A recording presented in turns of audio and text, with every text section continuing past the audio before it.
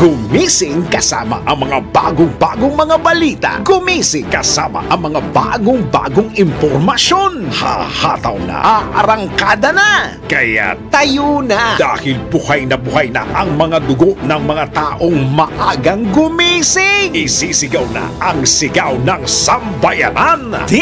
DWIZ Pinoy Gising. Kasama ang opisyal na gisingero ng bayan. Gising ang kahit na sino. Kasama si Drew Nasino. Live sa DWIZ Radio, DWIZ News FM Regional Stations. Live din sa Facebook at YouTube. Panoorin din ang live sa Aliw 23. Tayo na. Aba, umaga na. DWIZ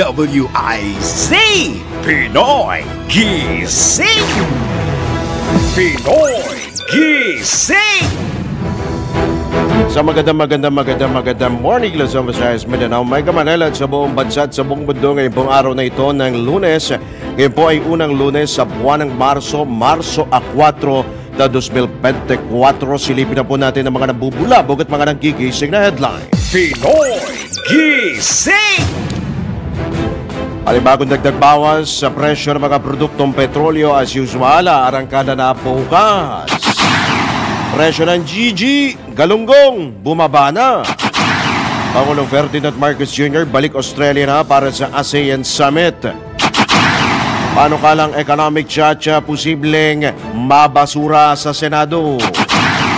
Hirit na gawing hulugan ang panukalang umento sa sahod, muling pinalaga ng mga manggagawa.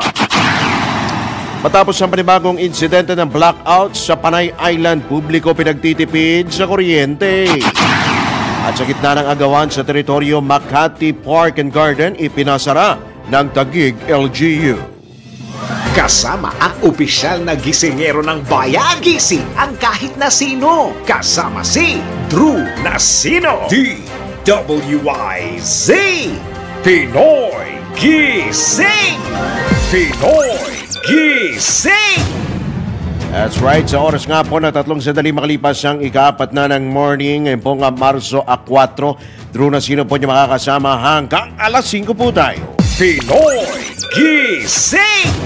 Good morning po sa mga motorista. Busina ho tayo habang madilim-dilim pa. Nako, eto, kumapit ho, kapit. At meron din naman hong halong good news at halong bad news. Ilalarga bukas, araw ng Martes, ang dagdag bawas sa presyo ng mga produktong petrolyo. Asahan na ang tapyas presyo na 20 sentimos hanggang 40 sentimos sa kada litro ng kerosene o gas. Kakaroon din ng rollback na 30 hanggang 50 sentimos sa kada litro ng diesel. Sisirit naman ng 40 sentimo hanggang 60 sentimos ang kada litro ng gasolina. Pinoy Gising. Samantala, tiniyak ng Philippine National Railways na matatapos sa taong 2028 ang konstruksyon ng 873.6 billion peso North-South Commuter Railway Project o NSCR project na makatutulong sa problema sa masikip na daloy ng trapiko sa loob at labas ng Metro Manila. Ayon kay PNR Chairman Michael Ted Macapagal, sa direktiba ni Transportation Secretary Jaime Bautista, kailangan matapos ang proyekto sa nasabing taon. Yun po ang kanilang pong target. Malapit na anyang makumpleto ang unang bahagi ng konstruksyon mula Clark hanggang Valenzuela at sisimulan na rin sa susunod na buwan ang paglalagay ng mga riles mula Metro Manila hanggang hanggang Alabang. Nabatid na may layong 147 kilometers ang nasabing proyekto na tatakbo mula Clark hanggang sa Calamba, Laguna. Pinoy Gising. Hinarang at sinalubong naman ng isang sport utility vehicle ang mga nag-counterflow na motorsiklo sa Mandaue City sa Sugbo. Mabagal din ang pag-andar na naturang SUV sa inner lane ng kalsada.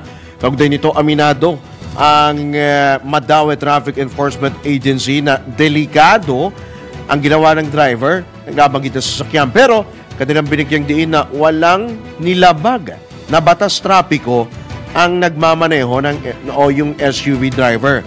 Idinagdag pa ng mga otoridad na bumigat ang daloy ng trapiko sa lugar kaya't nag-deploy na sila ng iba pang tauhan.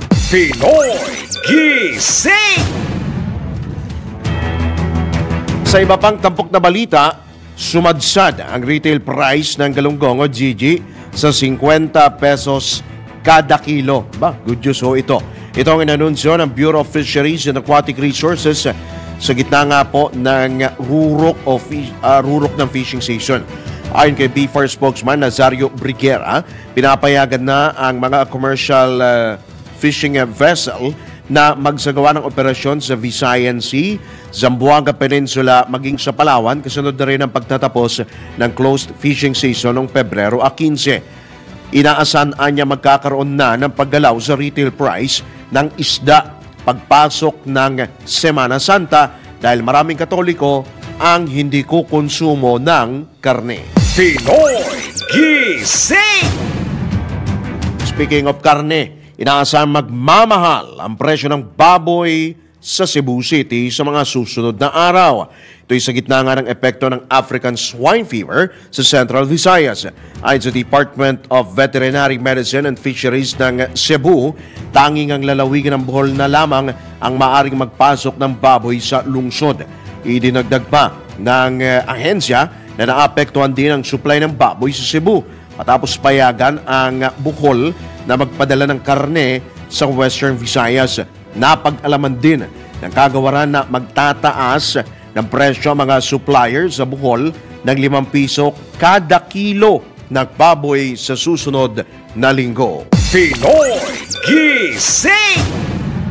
Speaking of baboy, nung Friday po, marami hong na-achieve po natin, nakamit po natin yung Guinness Book of World Record title sa may pinakamarami pong inihain na baboy, mga ulam, mga iba't iba pong putahe na gawa ho sa baboy nung Biyernes. So, dyan po yan sa may Cubao. Mamaya, bibigyan ho namin kayo ng mga karagdagan pang mga detalye ho dyan. Speaking of pagkain, suportado ni Senator Cynthia Villar na chairman po ng Senate Committee on Agriculture ang suwesyon ni Agriculture Secretary Francisco Chu Laurel Jr. na mag-voluntary leave of absence muna ang mga opisyal ng National Food Authority na sangkot umano sa anomalya o sa maanumalyang pagbebenta ng bigas sa mga traders sa paluging presyo. Sa panayam ng DWIC, inihayag ni Villar na dapat at tama ang gagawing hakbang ng kalihim habang gumugulong ang investigasyon. Or mag-offer ng early retirement para mawala na, di ba? Para hindi naman tayo bi-blame ng mga empleyado na nawalan sila ng trabaho dahil sa atin. Mag-offer na lang tayo ng early retirement at siguro they can build a new career outside the government. Samantala, pinag-aaralan naman ni Senator Villar kung panahon na nga ba upang buwagin ang NFA o mag-early retirement na lamang ang mga opisyal na nasabing ahensya dahil sa umano'y sinasabing anomalya. Tama yun. Kasi ano ba yun? Ang rice stock ng National Food Authority is subsidized by the government. They have a before 9 billion budget to buy rice from the farmers and then ibenta nila sa murang halaga sa mga mahihirap or mga kababayan natin as individuals, not to traders. Ano ba yun? Bibigyan nila, ang pakikitain nila yung traders, hindi nila tutulungan ng mga tao. Mali yun. Iyan ang tinig ni Senate Agriculture and Food Committee Chairman Cynthia Villar sa panayam ng DWIC. Pinoy Gising! Iwala naman si Senator Cynthia Villar na ang koneksyon ng mga hog producer sa institutional market kagaya ng mga hotel at restaurant ang susi upang hindi umasa ang pamahalaan sa pag-i-import ng baboy. Ayon kay Senator Villar, dapat ibigay ng mga hog producers ang dekalidad ng karne sa mga consumer. Iginit pa ng mababatas na mahilig ang mga Pilipino sa karne, kaya't kinakailangan makakuha ng magandang klase ng baboy sa presyong abot kaya.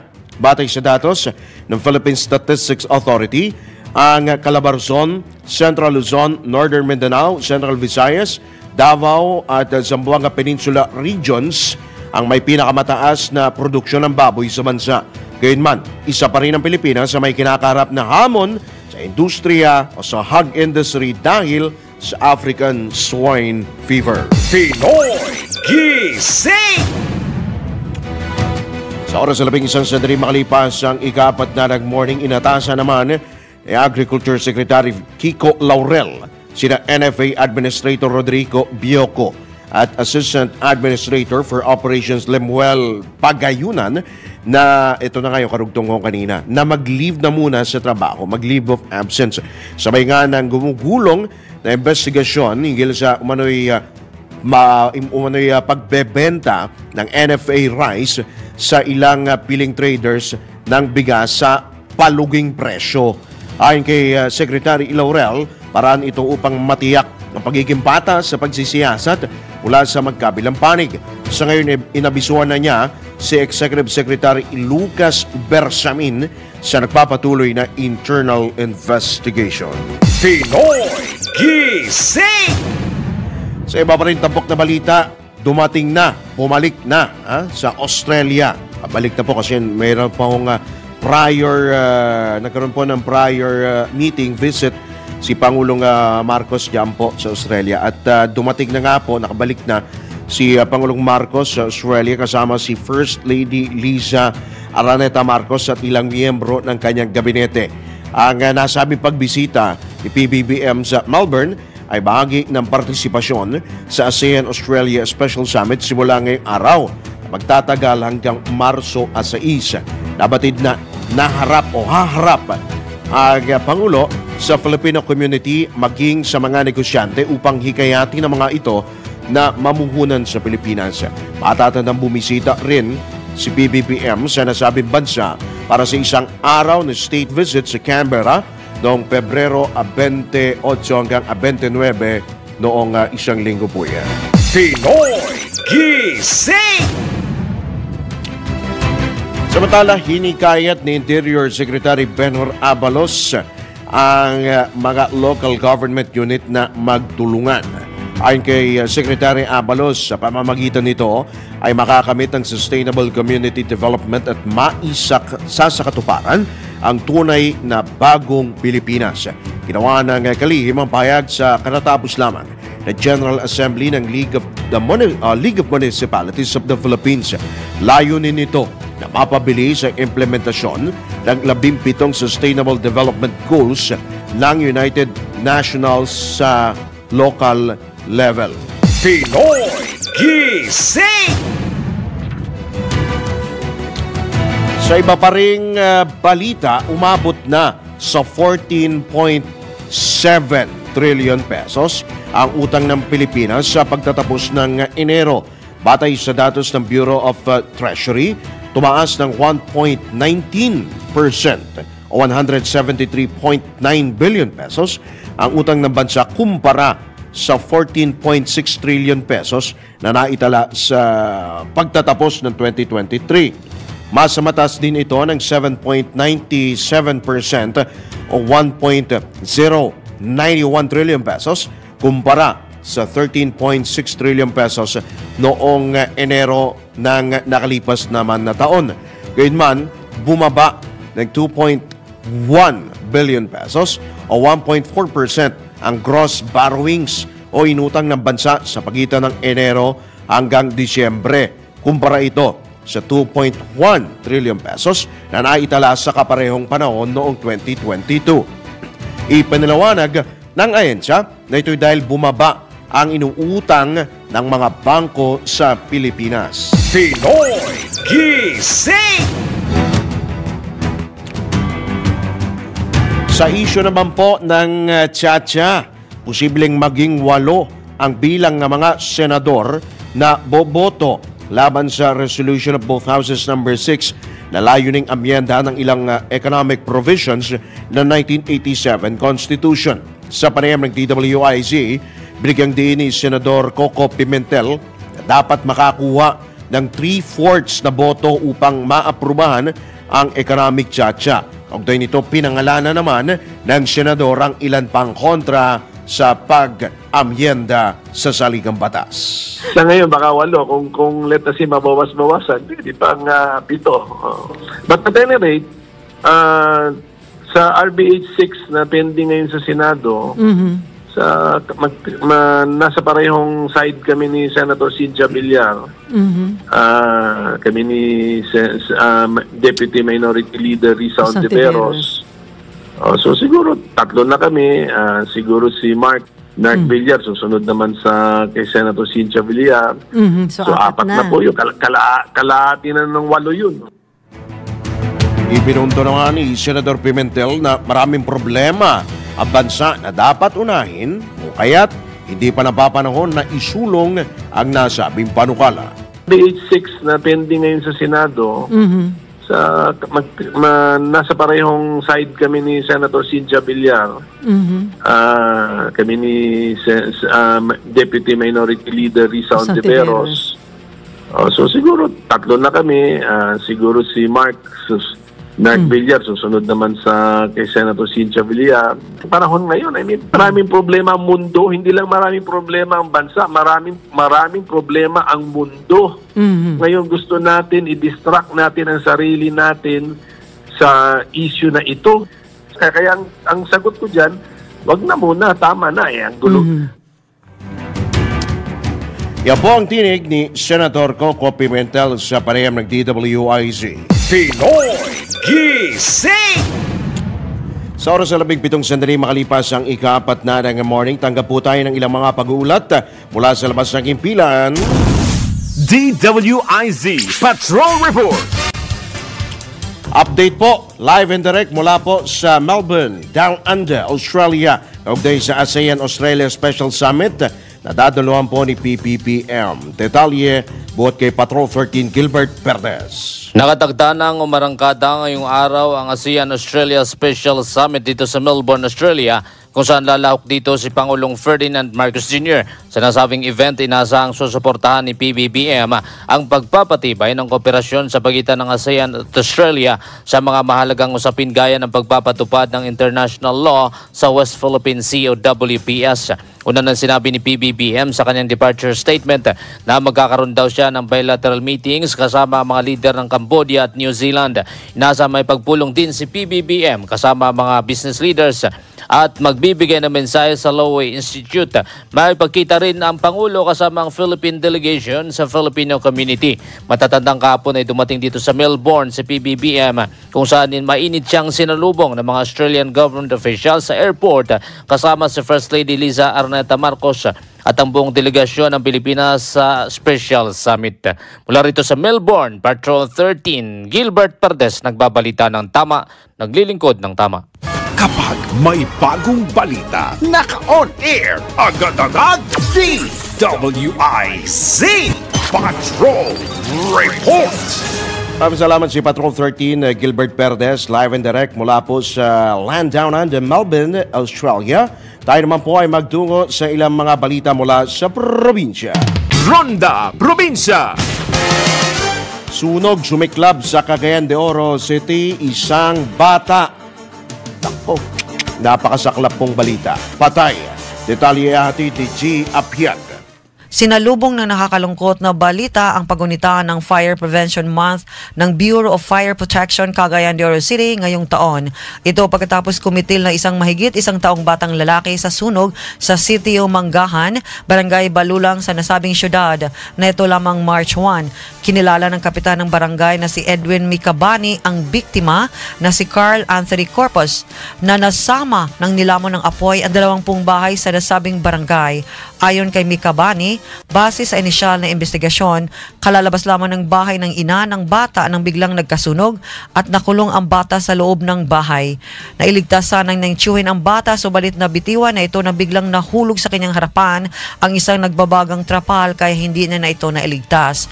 Ayon naman ni BFP Carmen Station Commander SFO4 Emmanuel Paculba, inimbestigahan pa nilang sanhi ng sunog na nagmula sa bahay ng isa nangangalang Criste Beligulo na nagtala ng initial na structural damage ng 350 million pesos. Ayon kay BFP CDO District Spokesperson Fire Inspector Sam Velarde, sa gitna ng nakakalungkot na balita sa pagkasunog ng ilang bahay at pagkamatay ng inosenteng bata sa nasabing barangay, ipagpatuloy pa rin nilang Anti-Fire Prevention Month awareness activities simula March 1. Nababahalang lungsod sa tumataas na bilang ng sunog mula Enero hanggang Pebrero taong kasalukuyan na kumitil ng 2 buhay at 4 ang sugatan. Mula dito sa DWIZ 93.5 News FM Northern Mindanao, G. Apiag, nagbabalita ng tama, naglilingkod ng tama. Samantala mula sa CDO, magtungo naman tayo sa Bicolandia, Mrs. Pinugutan. Alamin po natin ang pag-uulat mula Camarines Sur ni Melvin Machado.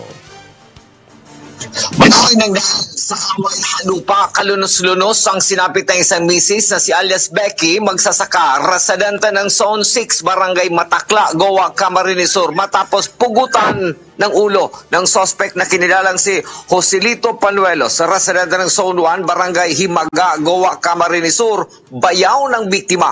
Ayon sa investigasyon ng PNP Goa, naglilinis umano sa fish pond ang biktimang misis na bahagi ng pinag-aawayang lupa nang dumating ang suspect na may dalang itak at tinigpas ang ulo ng biktima na agad nitong ikinasawi. Matapos ang krimen, itinapon pa ng suspect ang nakahiwalay na bahagi ng katawan ng biktima na may 15 metro ang layo sa katawan nito. Kwento naman sa DWIZ ng anak na lalaki ng biktima, maliban sa suspect ay meron pa manong kasabwat ito na nagbanta sa kanilang nanay na gagawa ng masama. Kinumpirma din ito na away nga sa lupa ang pinag-ugatan na naturang trahedya. Ang suspect ay kusang sumuko sa mga otoridad. Ngayon ay nasa custody ng Goa Municipal Police Station. Ito ang Ronda Patrol, Melvin Machado para sa himpilang may todong lakas, DWIZ. Nagbabalita ng tama, naglilingkod ng tama.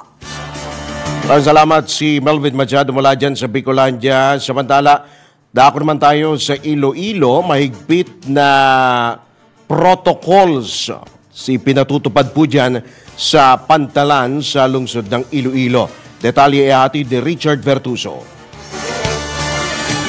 Ang Philippine Fisheries Development Authority or Iloilo Fishing Port Complex nag-implement ulit ng mga bagong protocol sa loob at labas ng Fishport Complex. Gayon pa man, naging pahirap sa mga brokers at iba pang mga stakeholders dahil umano sa implementasyon nito na di halos makapasok sa loob ang mga bumibili ng kanilang mga isda, lalo na ang mga biyahero o komprador dahil kailangan magsuot ng bota at sundin lahat ang mga guidelines nito. Ang bagong itinayo na OIC Port Manager na si Juby Garrido na galing Davao, nag-a-adjust pa sa lugar kung saan ang Fishport Complex ay nasa lungsod ng Iloilo at napaligiran ng mga squatters barangay. Sa ngayon, malapit na matapos ang bagong building na lilipatan ng mga nagtitinda ng isda. At dahil dito, ang mga stakeholders, lalo na mga regular brokers, ay nagtampo sa management ng Fishport Complex dahil sa kanilang implementasyon at mayroong plano mag-transfer sa ibang lugar. Sa kasalukuyan, mayroong haka-haka na magtayo ng bagong Fishport Complex ang bayan ng Liganes, Iloilo para makalipat ang ilang mga negosyante ng isda sa naturang bayan. Mula dito sa DWIC 89.5 NOS FM, Western Visayas, Richard Cordera Vertuso, nagbabalita ng tama, naglilingkod ng tama. Samantala, tinaguri ang top 6 most wanted hawak na ng PNP. Diyan po yan sa Cagayan. Ang pag-uulat mula kay Manong Ronald Idol Capsat Domingo. Isang suspek sa kasong murder o pagpatay ang nabihag na ng Tuguegarao Component City Station sa siliguan nilang manhunt operation kaakibat ang iba pang autoridad sa Barangay Carigsur, Tuguegarao City, Cagayan. Nakilala ang suspek bilang si Jerry, 22 years old, binata, walang trabaho, residente ng lungsod ng Tuguegarao. Naresto ito sa bisa ng warrant of arrest na wala anumang piyansang irekomenda ang korte para sa pansamantala nitong kalayaan. Ang pagkaso nito ay resulta ng pagtutulungan ng Manhunt Charlie Tracker Team ng PNP Tuguegarao, Regional Intelligence Unit 2, Provincial Intelligence Team ng Cagayan South at operatiba ng 1st Platoon ng 1st Provincial Mobile Force Company at Cagayan Police Provincial Station. Si Jerry ay nasa kustodya ng Tuguegarao Component City para booking procedure bago ang turnover nito sa korteng kinaukulan. Ito ang Ronda Patrol. Ronald Idol Domingo, nag-uulat para simpilang may tudong lakas, DWIC. Nagbabalita ng tama, naglilingkod ng tama. Pinoy Gising! Kasama ang opisyal na gisingero ng bayan, gising ang kahit na sino. Kasama si Drew Nasino, DWIZ. Pinoy Gising! Pinoy Gising! Alright, tayo po ay nasa ikalawang bahagi na po ng Pinoy Gising ngayong pong araw na ito ng Monday. Yung binabanggit nga ho natin kanina, yung na-break na ho natin yung Guinness Book of World Records para po sa may marami pong putahe na gawa po sa baboy na nailuto po, naihatag. Ito pong nakaraan pong Biyernes. Diyan po yan sa tinatawag nga po na Hog Festival 2024 kasama na actually dapat pupunta ako dyan. Nung Wednesday ho, binabalita na ho natin sa Good News po ito. Meron na ho tayong advancer at dyan po yung ginanap sa Araneta City, dyan po yun sa Cubao, Quezon City. At buti na lang kamo, hindi kami nakapunta ni Ate Hias at ni Ate Juday. Oo. Bakit? Hindi, although gusto naman natin talaga kumain. Kailan talaga, si Ate Hias, alam naman natin, nakagagaling lamang nito sa operation. Marami talaga mga bawal. At kinocongratulate nga pala natin mga friends ko natin sa agri-sector. Sina Kasendong po ang Pangulo po ng Samang Industriya ng Agrikultura o SINAG. Of course, dyan din po sina Congressman Nick Briones ng ang Pangulo po ng Federation of Pork, sa Pork Producers Federation, sa pork, siyempre. Nandyan din, iba't iba ho, sina Jason pala, sina Jason Kainglet. Iba-ibang putahe pala, Tiyas, last Friday. Okay lang, okay lang. 300 plus, 315 na pork dishes po ang inihain. Kaya nga nung sinasabi ko kay John Ibanez na nung nag-advancer na tayo, binitin muna ako kung saang lugar eh. Hindi, maigi na yon. Although may post dito si Kasendong, may invite. Hindi na ho kasi medyo alam mo na yung health natin, health issues. Kasi tama nga naman Ate Hias. Talagang kahit pinadalang ka ba, hindi, nag-ano sa akin kasi si Kasendong, ganun lang, okay. Ang dami pala, 300, correct me, 313 qualified dishes. Ang dami. Iba-iba, may lechon, may adobo, may iba-ibang lugar. May pork humba. Alam niyo yung pork humba? Sarap ng pork humba. Ginugutom tayo dito. At nandun din po, dumalo rin po of course si Senator Cynthia Villar, si Quezon City Mayor Joy Belmonte, National Federation of Hog Farmers, of course, isa rin po sa mga kaibigan din natin, ang chairman po ng NATFED o National Federation of Hog Farmers Incorporated, si Chairman Chester Warren Tan. Na-break ko natin yung Guinness World Record dyan po sa nasabi pong event. Nung Friday kasi nag-grocery lang ako. Well, anyway, congrats po. Na-break ho ang kahit may ASF kahit merong African Swine Fever. Maya-maya sa Arangkada Balita, subukan natin mag-ihaw po. Ay, hindi mag-ihaw tuloy. Kunin po ang panig po ng SINAG. Sige, sa pagpapatuloy pa rin po ng Pinoy Gising sa oras na 34 na sandali makalipas ang ika-4 na ng morning. Pinoy Gising! Naman, mahal daw kasi ngayon ang karating baboy, kaya ganon. Pero ang dinadaing po, dinadaing, yung iba daing na lang from baboy to daing, idinadaing naman po ng mga labor group. Ito nga pong hirit na gawing installment, gawin pong hulugan yung legislated wage hike. Ang tumututol po dyan, yung Federation of Free Workers. Ipinalawanag ng FFW Women's Network Vice President na si Arta Maines. To'y dahil hina ang potential economic stimulus na tataas kapag hindi inunti-unti ang aumento nga po, yung panukalang aumento sa sahod. Kaugnay nito, isinusulong din ng grupo ang 150 pisong legislated wage hike sa lahat ng manggagawa upang mapalakas ang purchasing power o paggasto sa mga empleyado na magpapalago sa mga aktibidad sa ekonomiya. Idinagdag pa ng opisyal na epektibo ang 25 pisong aumento sa sahod noon pang 1989 dahil hindi nangyari ang pinamangangambahang pagkawala ng trabaho ng nakararaming obrero sa kabilangan ng mga kudeta. Iginit pa ng FFW na tumaas pa ang gross domestic product ng bansa sa 5.8% simula 1989 hanggang sa pagsapit ng Asian Financial Crisis noong 1997. Pinoy Gising! Samantala, tanggap po tayo ng ilang pa mga pagulat mula pa rin sa labas ng impilan. Ronda Probinsya. Mula sa Central Luzon, alamin natin ang detaling atid ni Johnny Gole. Yes, Drew, magandang umaga. Naglunsad ng isang malawakang tree planting activity sa itong Department of Public Works and Highways sa Pampanga 3rd District Engineering Office dito sa bisinidad ng Barangay Sapang Bato, Angeles City na itinuturing na watershed nitong Angeles City Government. Ayon dito kay Engineer Arnold Ocampo, ang pinuno nitong naturang engineering office, ang tree planting activity sa isa lamang umano dito sa mga programa ng kanilang opisina na isinasagawa taon-taon at kailangan nilang matupad. Nasa 25,000 na iba't ibang uri ng fruit bearing trees ang kanilang naitanim dito sa maghapong aktibidad na ang ilan dito ay pinagpatuloy pa hanggang ngayon ng ilang mga residente.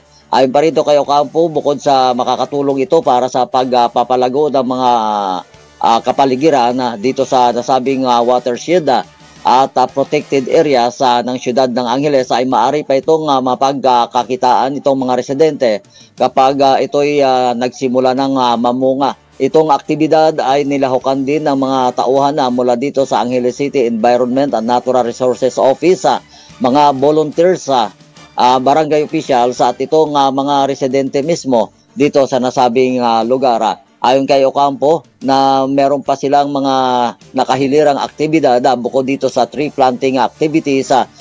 Ito naman ay para sa mga residente dito sa iba't ibang lugar o nasasakupan nilang distrito dito sa lalawigan ng Pampanga. So yan ang update buhat dito sa lungsod ng Angeles. Ito si Central Luzon Patrol, Johnny Gole para sa Impilang May Todo Lakas, DWIC, nagbabalita ng tama, naglilingkod ng tama. Samantala, malawakang anti-rabies vaccination isasagawa. Diyan po yan sa Pangasinan. Detalye ihahatid ni Susan Yadaw. Magsasagawa ng massive anti-rabies vaccination sa mga alagang aso at massive information drive sa 8 barangay na nakapaikot sa barangay Bantay Insik sa bayan ng Sison, Pangasinan. Ito ay matapos na makumpirma na isang bata na nakagat ng aso ang namatay dahil sa rabies na residente ng nabanggit na barangay. Ayon kay Provincial Veterinary Officer Dr. Arceli Rebeñol, sa isinagawang investigasyon, isang naglalakad na asong may tali ang kinuha ng bata o pinulot ng bata. Kinagat daw ng aso ang bata sa likod ng tenga at saka tumakbo ang aso. Hindi raw pinalam ng bata sa mga magulang ang nangyari dahil marahil sa takot. Hindi rin alam kung sino may-ari ng aso dahil walang umaangkin na taga-barangay Bantay Insik. Kaya hinihinalang galing ito sa kalapit na barangay. Paliwanag ni Dr. Rubiñol, 2 klase ang asong may rabies, isang matapang o parang ulol at isang paralytic o tahimik lang. Hindi mapakali at may sintomas. Mamamatay ito sa loob ng 14 na araw, kaya malamang patay na raw ang asong nakakagat sa bata. Samantala, sinabi ni Mayor Uy ng Season Pangasinan na hindi lang 8 kundi lahat na ng 28 barangay sa Season ay magsasagawa ng massive anti-rabies and information drive. Isiniwalat ni Mayor Uy na sobrang dami na gumagalang aso sa kanilang bayan. Mas marami pa raw yata ang populasyon ng aso kaysa sa tao. Binuhay daw niyang muli ang Task Force Stray Dogs na binubuo ng Department of Agriculture, Engineering Office at PNP. Nag-issue na rin daw siya ng memo sa mapunong barangay tungkol sa prevention ng rabies at ng panawagan na ipatupad ang pag-impound sa mga galang aso. Sinabi din ni Uy na alanganin manghuli ang mga barangay officials dahil takot silang magalit ang mga tao at hindi sila iboboto pagdating ng eleksyon. Mula sa DWIC Dagupan, ito si Susan Yadaw, nagbabalita ng tama, naglilingkod ng tama. Samantala, grabe naman ho ito, kalunos-lunos ho ito, chop-chop na katawan ng tao, natagpuan sa labas ng NBI Bacolod. Ang pag-uulat mula kay Richard Vertuso. Natagpuan ang mga putol-putol na bahagi ng katawan na pinaniwalaan ng isang lalaki noong Biyernes ng madaling araw sa harap ng tanggapan ng National Bureau of Investigation o NBI sa Bacolod City, kasama sa mga naputol na bahagi ng katawan ng kaliwang kamay, kaliwang paa at isang pares ng tainga, sabi ni Colonel Noel Alinio, Direktor ng Bacolod City Police Office. Ang malagim na pagtuklas ay ginawa ni Salvador Algara, isang job hire employee sa NBI Bacolod, bandang alas 5:45 ng umaga noong Biyernes, Marso 1, sa ilalim ng naparadang sasakyan ng ahensya kung saan ang opisina nito ay nasa tabi lamang ng Negros Occidental Provincial Capitol sa Aguinaldo Street, Purok Kamuti Kahoy, Purok 4, Bacolod City. Ang mga pinagputol-putol na bahagi ng katawan sinamahan ng mensaheng nakasulat sa papel bag laban sa isang ahente ng NBI Bacolod na tinaguriang protektor ng iligal na droga ng isang drug lord sa lungsod. Ang eksaktong mga salita nagsulat kamay na tala ay nagsabi, William D. Arca, NBI Protector ni Hans Lopez Drug Lord. Dahil dito, inutusan ni Alinio si Kapitan Glenn Montaño, VP ng Bacolod Police Station 2, na sakop ng Barangay 4, na magsagawa ng dobling pagsisikap sa pagsisiyasat sa kaso. Ang mensahe ng babala na idiniin ng Direktor ng Bacolod City Police Office ay nagpahiwatig ng isang malakas na manta na hindi maaring baliwalain. Idinagdag niya na ang Bacolod City Police Office ay hindi magre-relax dito at mas gugustuhin niyang gamitin ang buong pwersa nito upang malutas ito sa lalong madaling panahon. Samantala, sinabi ni NBI Bacolod Chief Attorney Renier Baldovino na hindi siya nakatanggap ng anumang impormasyon na nag-uugnay sa isa sa kanyang mga ahente sa pangalakal ng iligal na droga mula nang maupo siya bilang chief ng NBI Bacolod noong 2017. Ibinunyag ni Baldovino sa kasalukuyan nakatutok ang ahensya sa kanilang operasyon laban sa iligal na sugal at hindi sa iligal na droga na ipaalam na umano sa NBI National Office ang insidente at ipinaubaya na sa Police Station 2 ang investigation. Mula dito sa DWIC 89.5 NOS FM, Western Visayas, Richard Cordero Bertuso, nagbabalita ng tama, naglilingkod ng tama. Pinoy Gising! Maraming salamat mula dyan sa Western Visayas. Speaking of sa Visayas pa rin po, nilinaw naman ng Department of Energy ang dahilan ng naganap na partial blackout ng 3 unit ng Panay Energy Development Corporation noong Biyernes. Sa kabila nito, inihayag na DOE na unti-unti namang naibabalik ang supply ng kuryente sa mga apektadong lugar matapos mag-online muli ang mga units ng PEDC. Patuloy na nagsasagawa ng regular maintenance ang isa pang unit na nasa ilalim ng Palm Concepcion Power Corporation hanggang Marso 30. Nilatag naman ng ahensya ang ilang paraan upang mapalakas ang Panay grid, gaya ng paggamit ng 10% headroom sa mga large coal power plant sa lugar. Inaasang mapatatatag ang Panay grid sa pagtatapos ng kasalukuyang buwan sa tulong ng Cebu Negros Panay Transmission Upgrade at pagtatapos ng regular maintenance shutdown ng PCPC. Pinaalalahanan naman ang kagawaran ng publiko na magtipid sa kuryente habang tinatapos, kinukumpleto ang maintenance at proyekto sa katapusan ng Marso. Pinoy Gising! Alright, tayo po ay nasa uling bahagi na po ng Pinoy Gising sa pagpapatuloy pa rin po ng ilang pa mga balita. Pinoy Gising! Nagsagawa ng prayer vigil ang grupong Defend Makati sa gitna ng issue ng agawan ng teritoryo ng lungsod ng Makati at Taguig. Sunod na rin ito ng tensyon ng dalawang lungsod sa Makati Park and Garden kamakailan. Nanalangin ng nabanggit na grupo na maresolba ang hindi pagkakaunawaan ng dalawang pamahalang lungsod sa pamamagitan ng mapayapang negosasyon.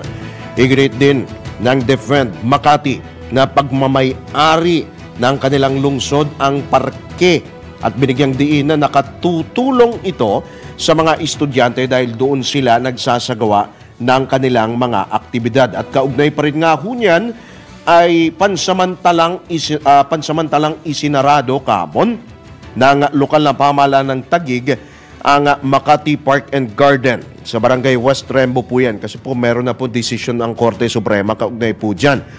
At dahil sa patuloy na pagsasagawa nga ng operasyon sa kabila ng walang kaukulang permiso. Ayon sa Taguig City LGU, ito'y batay sa kapangyarihan ng local government unit sa ilalim ng Local Government Code, mga desisyon ng Korte Suprema at mga lokal na ordinansa na nagbibigay ng otoridad sa lokal na pamahalaan na i-regulate ang anumang negosyo, alakal, aktibidad sa teritoryo sa pamamagitan ng pag-i-issue ng mayor's permit. Binigyang diin pa ng Taguig LGU na sakop ito ng kanilang jurisdiksyon at mas may karapatan itong pangasiwaan bilang isang pampublikong pasilidad. Samantala, at nagsagawa nga po ng prayer vigil ang ilang miyembro ng grupong Defend Makati sa nasabing parke noong Sabado pa pala ito nitong Marso 2. Pinoy Gising! Sa iba pa ring balita, pinangunahan ni House Speaker Martin Romualdez sa tulong ng Department of Social Welfare and Development ang pamamahagi ng tulong sa mga mahihirap na pamilya at mga biktima ng sunog sa Puerto Princesa City sa Palawan. Si Romualdez ang itinalagang caretaker ng 3 distrito ng Palawan matapos pumanaw si Congressman at dating Puerto Princesa City Mayor Edward Hagedorn noong Nobyembre. Ayon kay Speaker Romualdez, tungkulin niyang tiyakin na suportado at naiaangat ang pamumuhay ng mga komunidad lalo tuwing may sakuna. Isang ceremonial distribution ng ayuda sa ilalim ng CARD program ang ginanap sa Provincial Capital Convention Center kung saan mahigit 2,000 ang benepisyaryo. Ang bawat benepisyaryo ay tumanggap ng tig 3,000 pisong cash assistance at tig 5 kilong bigas na may kabuang halagang 7 million pesos bukod pa sa 4.8 million peso cash assistance na ipinamahagi naman sa may 700 pamilya na biktima ng sunog. Pinasalamatan naman ng kongresista mula Leyte si DSWD Secretary Rex Gatchalian sa napapanahong pagtulong nito sa mga biktima ng sunog at mga may hirap na residente ng 3 distrito ng Palawan. Pinoy Gising! Samantala, tanggap po tayo ng pag-uulat mula sa labas ng impilan. DWIZ Patrol Report. Malawakang Combined Arms Training Exercise o CATEX ng Philippine Army kasado na ang pag-uulat buhat kay Patrol 17 Jopel Peleño. Planchado na ang plano ng Philippine Army para sa ilulunsad na pinakamalaking Combined Arms Training Exercise o CATEX o katihan na isasagawa ngayong Marso. Aabot sa mahigit 5,000 sundalo ang nakatakdang lumahok sa pagsasanay na gagawin sa iba't ibang kampo sa lalawigan ng Nueva Ecija at Tarlac. Nasa 4,706 na dismounted contingents at 1,463 mounted contingents ang makikiisa sa aktibidad na manggagaling sa mga Army unit sa buong bansa. Payag ni Philippine Army spokesperson Colonel Louis Di Maala, hangad ng pagsasanay na masubok ang kakayahan ng Philippine Army na magpwesto, magmaniobra at magpanatili ng malaki at malakas na pwersa sa gitna ng bakbakan. Dagdag pa ni Colonel Di Maala, preparasyon na rin ito sa pagpapalit ng focus mula sa panloob na seguridad patungo sa panlabas na depensa ng Philippine Army. Ito si Patrol 17 Chopel Peleño. Para sa impilang may tanong lakas, DWIZ. Nagbabalita ng tama, naglilingkod ng tama. Kapag may bagong balita. Naka-on air agad-agad. DWIZ Patrol Report. Samantala sa police report naman, nasabat ng Bureau of Customs sa tulong ng Philippine Drug Enforcement Agency o PDEA ang isang shipment na naglalaman ng high-grade marijuana o kush na nagkakalaga ng 76 million pesos sa Manila International Container Port. Isinilid sa 5 balikbayan boxes na galing sa Thailand ang mga illegal na droga. Nakatanggap umano ng tip ang Customs Intelligence and Investigation Service ng MICP kaugnay ng kargamento na may lamang ipinagbabawal na gamot, misdeclared at underdeclared na mga items. So may lalim ang shipment sa physical examination nitong Pebrero 27 at dito nadiskubre ang mahigit 60 kilong kush na nagkakahalaga ng 1,200 pesos bawat gramo. Pinapurihan naman ni Customs Commissioner Bienvenido Rubio ang MICP at CIIS sa kanilang dedikasyon sa trabaho at pinaigting na kampanya kontra illegal na droga. Pinoy Gising! Isa pa hong pahabol na report, tanggap po tayo, nagbabalik si Patrol 70 Jopel Peleño. DWIZ Patrol Report. Inilunsada ng Philippine Air Force o PAF at ng Republic of Korea o ROK Air Force ang Special Friendship Flight na parte sa 3-day celebration ng 75th anniversary ng pagkakatatag ng diplomatic relations ng Pilipinas at South Korea. Kabilang ang event na ito sa mga aktibidad na sinimulang isagawa kahapon March 3 at magtatapos bukas March 5 na ginaganap sa Clark Air Base, Mabalacat City, Pampanga. Bahagi rin ng 3 araw na activity ang daily aerial exhibition ng tanyag na Black Eagles acrobatic team ng ROK. Dito ipinakita ng team ang kanilang precision aerial maneuvers gamit ang T-50B aircraft na sinabayan ng FA-50 fighters na nagpakita ng pagkakaibigan at kooperasyon ng dalawang bansa. Dumalo dito si Department of National Defense o DND Secretary Gilbert Teodoro na siyang panauhing pandangal.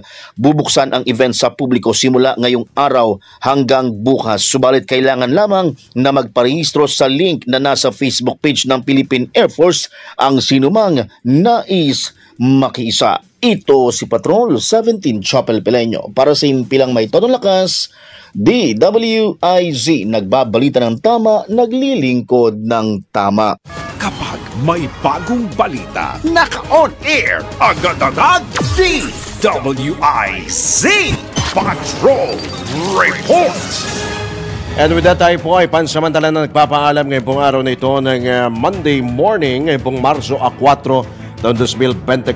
Maraming salamat nga pala ho sa ating humang nagsama sa News Center at sa ating humang suking taga-subaybay mula Luzon, Visayas, Mindanao, Mega Manila, sa buong bansa at sa iba't ibang panig po ng mundo na nakatutok via DWIZ882am.com, yung ating pong official website, at sa Facebook at YouTube live streaming. Hanapin nyo lamang po yung DWIZ, search nyo po and i-click po ninyo yung bell button, like, share, and subscribe para po kayo makatanggap ng mga notifications mula po sa ating impilang may todong lakas. At isa po muna nga patama quote for the day bago tayo tuluyan magpaalam.